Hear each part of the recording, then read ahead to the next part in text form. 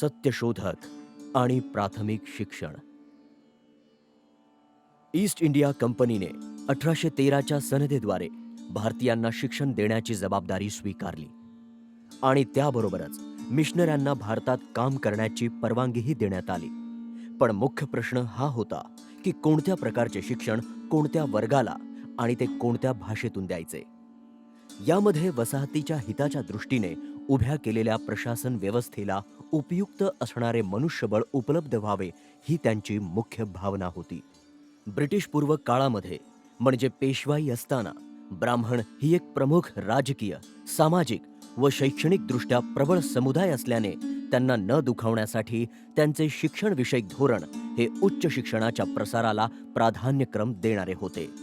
आणि त्याचसाठी 1823 मध्ये नेमलेल्या कमिटीने उच्च जातींना शिक्षण देण्याची शिफारस केली होती. सुरुवातीला खालच्या वर्गाला नव्हे तर वरच्या वर्गाला शिक्षण दिले पाहिजे, कारण ज्ञान हे वरून खाली येते, खालून वर जात नसते असा ड्रिप थेरीचा सिद्धांत त्यांनी मांडला. परिणामी ब्रिटिशांच्या काळात देखील शिक्षण क्षेत्रातील मक्तेदारी हा ब्राह्मणी वर्चस्वाचा प्रमुख आधारच होता, पण त्याबरोबरच ते जाती व्यवस्था रक्षणाचे एक प्रमुख साधन होते. त्यामुळे ब्रिटिशांची भूमिका ही त्यांच्या वसाहतीच्या हिताच्या दृष्टीने अनुकूल असली तरी त्यामुळे जाती व्यवस्था एका नव्या आधुनिक स्वरूपात पुनर्जीवित झाल्याचे आढळून येते.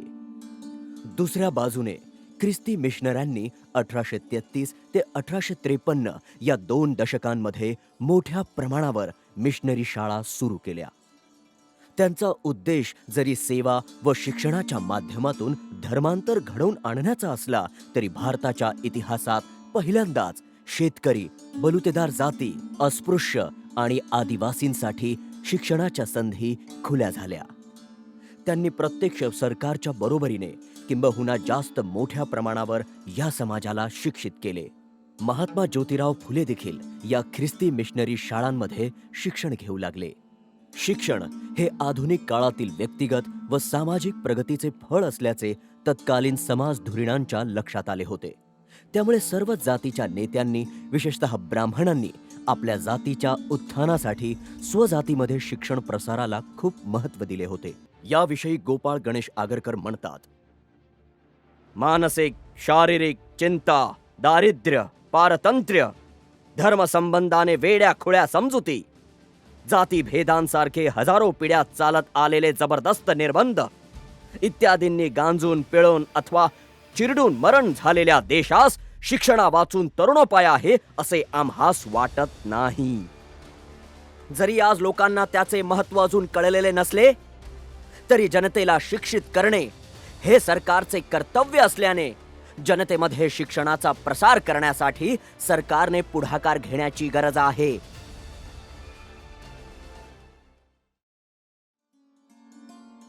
तर शेतकरी आणि इतर कनिष्ठ जाती यांच्या शोषणासाठी मोठ्या प्रमाणावर अविद्या म्हणजे शिक्षणाचा अभाव कारणीभूत असल्याची मांडणी सत्यशोधकांनी केली.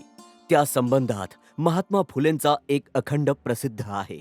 ते म्हणतात, विद्येविना मती गेली, मतीविना नीती गेली, नीतीविना गती गेली, गतीविना वित्त गेले, वित्तविना शूद्र खचले.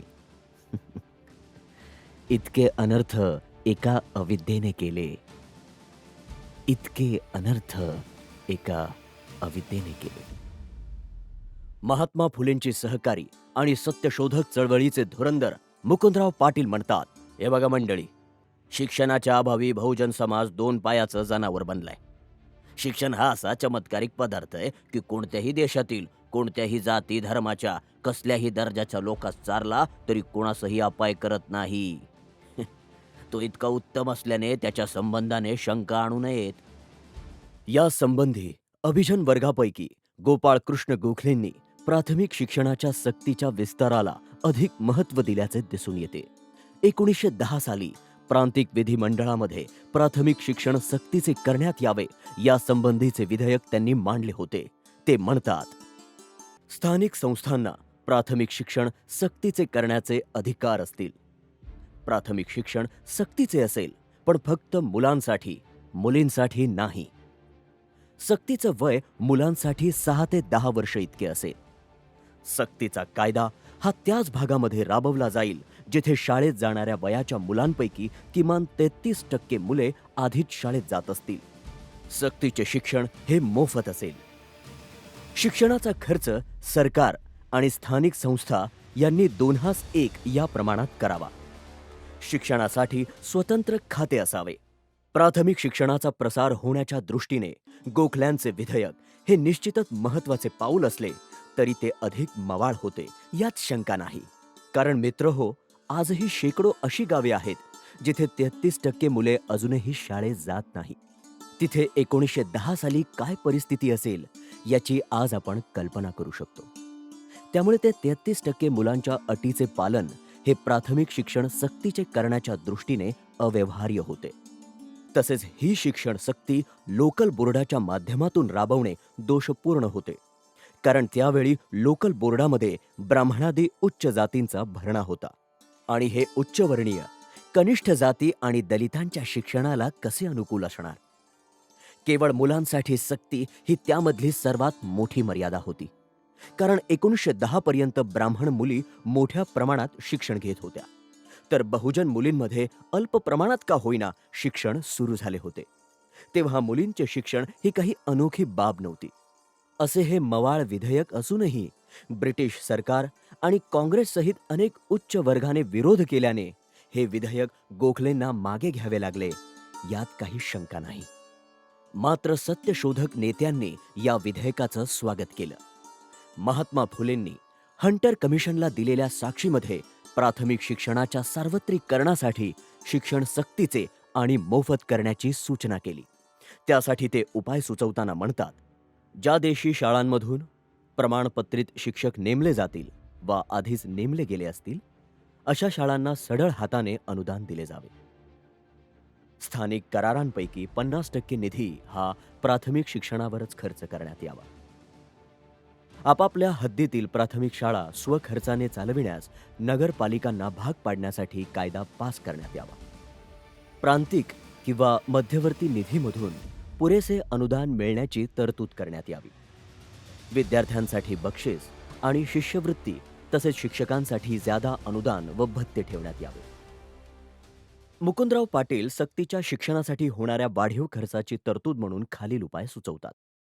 नोकरशाहीच्या वाढत्या पगारात काटकसर. 50 रुपयावरील जमीन सारा देणारे आणि 2000 रुपयांवरील उत्पन्न घेणाऱ्या व्यापाऱ्यांवर कर लावणे. देवस्थानात मिळणाऱ्या रकमेपैकी फक्त देवांचा योगक्षण चालेल इतका खर्च ठेवून बाकीची रक्कम शिक्षणाकडे जमा करणे. काय मित्र हो, ऐकून चक्कर तर आली नाही ना?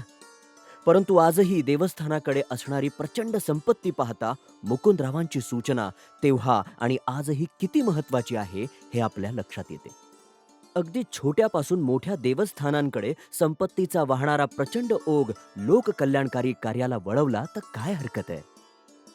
एवढेच नव्हे तर शेतकऱ्यांच्या मुलांनी शाळेत नियमित येण्यासाठी त्यांच्या अनुकूल वेळा ठेवण्याचीही ते शिफारस करतात. राजश्री शाहू महाराजांनी आपल्या संस्थानांमध्ये 1913 साली सक्तीच्या आणि मोफत शिक्षणाचा कायदा पारित केला होता आणि यावरील खर्च उत्तरोत्तर वाढवल्याचे आपल्या लक्षात येते. शिक्षणाच्या प्रसारासाठी त्या काळी अभिजन वर्ग हा झिरप दृष्टिकोन बाळगणारा होता. महादेव गोविंद रानडे म्हणतात, आम्हास वाटते एकूण लोकसंख्येच्या 10% असणाऱ्या ब्राह्मण आणि व्यापारी वर्गामध्ये जोपर्यंत नवीन कल्पना आणि विचार पसरत नाही तोपर्यंत कोणत्याही सर्वसामान्य आणि टिकाऊ प्रगतीची अपेक्षा करणे व्यर्थ आहे. त्यासाठी सरकारने या वर्गास उच्च शिक्षण घेण्यासाठी सहाय्य केले पाहिजे. त्यांना मुक्तपणे सर्व क्षेत्रात काम करू दिले पाहिजे, जेणेकरून ते कनिष्ठ वर्गाला प्राथमिक शिक्षण घेण्यासाठी मदत करू शकतील. महात्मा फुले आणि इतर सत्यशोधक नेते मात्र या झिरप सिद्धांताला विरोध करतात. महात्मा फुले यावर या नेत्यांना परखड प्रश्न करतात. या उच्च वर्गासाठी उच्च शिक्षणाच्या पाठीराख्यांना आमचा सवाल आहे की आजवरच्या आपल्या अनुभवाच्या शिदोरीतून आपल्या सिद्धांताची सत्यता पटवणारे एक तरी उदाहरण त्यांनी पुराव्यादाखल मांडावे. श्रीमंतांच्या कित्येक मुलांना आपण सुशिक्षित केले, त्यांना त्यांचे अधिक कल्याण करून घेण्यासाठी साधने उपलब्ध करून दिली. परंतु त्यांनी आपल्या देश बांधवांच्या उद्धाराच्या महान कार्यासाठी कितीसा हातभार लावला. अहो, सर्वसाधारण जनतेच्या स्थितीत फरक पडतील असे कोणते उपक्रम त्यांनी हाती घेतले आहेत? सामान्य जनतेची उन्नती साधावी आणि वरील औदार्याची देशभक्तीने परतफेड करावी अशी आस्था, थोडी तरी लक्षणे कोणत्या तरी प्रकाराने त्यांनी दाखवली आहेत तरी काय?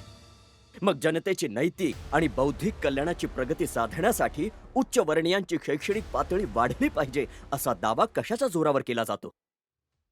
प्रचलित प्राथमिक शिक्षणाबरोबर शाळा, अभ्यासक्रम आणि शिक्षकांबद्दलही हे सत्यशोधक सुधारणा घडवून आणण्यास सांगतात. महात्मा फुले म्हणतात, माझ्या मते प्रचलित शाळा जुन्या गावगाड्यांच्या धर्तीवर चालवल्या जातात. त्यामध्ये गुणोत्तरांचे पाठांतर, थोडे मोडी लेखन वाचन आणि धार्मिक उतारांचे पाठांतर एवढ्याच गोष्टी शिकवल्या जातात. त्यामुळे अशा शाळांकडून भरीव कार्य होण्यासाठी शिक्षक प्रशिक्षण महाविद्यालयातील प्रशिक्षित अथवा किमान 6वी उत्तीर्ण झालेल्यांना शिक्षक म्हणून नेमले पाहिजे. याशिवाय हे शिक्षक बहुतांशी ब्राह्मण असतात. त्यांना शेतकरी आणि कारागिरांच्या कसबाविषयी काहीही माहिती नसते. त्यामुळे ते श्रमप्रधान आणि सर्जनशील शिक्षण देण्यास अपात्र ठरतात. याशिवाय स्वजातीभिमानाने त्यांना बहुजन विद्यार्थ्यांना शिक्षण देऊ वाटत नाही. तर बहुजनांमध्ये शिक्षणाचा प्रसार अधिक वेगाने होण्यासाठी मुकुंदराव पाटील म्हणतात, ब्राह्मणेतर शिक्षकांची नेमणूक मोठ्या संख्येनं करावी. त्यासाठी मागासलेल्या जातींना सवलती देण्यात याव्यात. डेप्युटी एज्युकेशनल इन्स्पेक्टर यांच्या हातामध्ये वरील सवलती देण्याचा अधिकार असतो. त्यामध्ये बहुतांशी संख्या ही ब्राह्मणांमधून आलेली असल्याने ते मागासलेल्या जातींना वर उल्लेख केलेल्या सवलती मिळवून देत नाहीत. म्हणून 3/4 डेप्युटी इन्स्पेक्टर हे ब्राह्मणेतरांमधून नेमावेत. ब्राह्मण आणि ब्राह्मणेतर शिक्षकांच्या पगारात असलेली तफावत दूर करण्यात यावी. या विवेचनावरून सत्यशोधक विचारवंतांचे आकलन हे त्यावेळच्या जातींचे समाज वास्तव आणि ब्राह्मणांचे वर्तन यावर आधारलेले होते. त्यामध्ये कुठेही वैयक्तिक अथवा उच्चवर्णीय विद्वेष असण्याचे कारण नव्हते. परंतु असे शेकडो प्रकार त्यांच्या आजूबाजूला घडताना दिसत होते. उदाहरणार्थ, अहमदाबादच्या न्यायाधीशाने सादर केलेला अहवाल काय दर्शवतो? या अहवालामध्ये न्यायाधीश लिहितात, शिक्षक म्हणून ब्राह्मण हेच सर्वात योग्य आहेत. कारण विद्यार्थ्यांच्या मनामध्ये शिक्षकांविषयी आदर असला पाहिजे. अनेक प्रसंगी विद्यार्थ्यांना शिक्षकांसमोर झुकावे लागते व पाया पडावे लागते. ब्राह्मणांच्या मुलाला कनिष्ठ जातीय शिक्षकाच्या पाया पडावे लागणे हे अडचणीचे होईल. म्हणून ब्राह्मण हे शिक्षकाच्या भूमिकेत योग्य आहेत.